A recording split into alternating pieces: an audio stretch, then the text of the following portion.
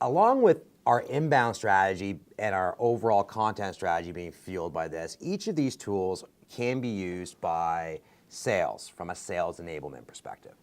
And that's, watch this video if you want to learn more about this, or listen to our president talk about engagement, and we're going to go through that in the meeting, or this is something that you might learn if you take this meeting, whatever it might be. They're all things that can help fuel the sales and the chase process.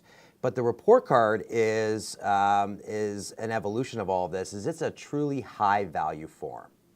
And what I mean by that is sales can send it out, it sits on our website, and if you fill that out, I don't only know who you are, I know how many webinars you're running, if you're good at promoting your webinars, if your conversions are up to snuff, if you're utilizing your on-demand effectively, if you're making use of all the tools that are available, even what you think about your own program or what people tell you. These are some of the questions that we ask.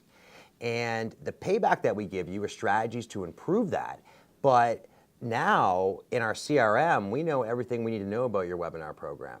That if you fill out the form, we know right away if you're an A target or not. We don't know if we would call you an MQL. We would say you're marketing qualified because you took that step and that time with us.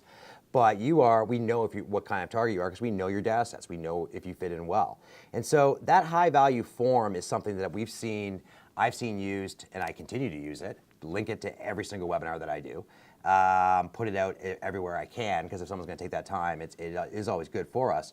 But this was it came out in the HubSpot case study.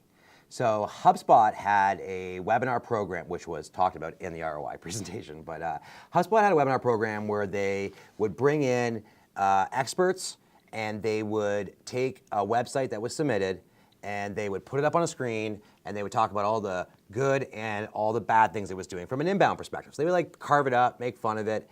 At the end of the 10 minutes, they would get a ping pong ball thrown at them, and then they would move on to the next website. Right.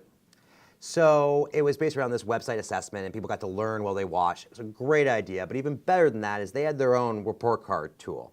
It was a high value form that said, we know that you weren't brave enough to submit your website, you watched other people's, but if you want us to do an assessment for you in the comfort of just a one-on-one that's a lot easier for you, then fill this out and we'll do it for you.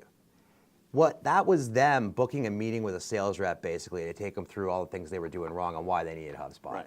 Everyone who filled out that form was considered an MQL or an SQL, and they sent them the form on the front end of it after they registered. They said, oh, you didn't submit. Submit now, we'll do it one-on-one. Thanks for attending, submit now. And they just pummeled and kept it on the webinar as well. So the beauty of that form is that the person got something that they knew was good, an assessment. The beauty of our form was that it automatically, instantaneously gave them advice for improving their webinar. But in both cases, it gave us the information that we need to try and pitch our services to them.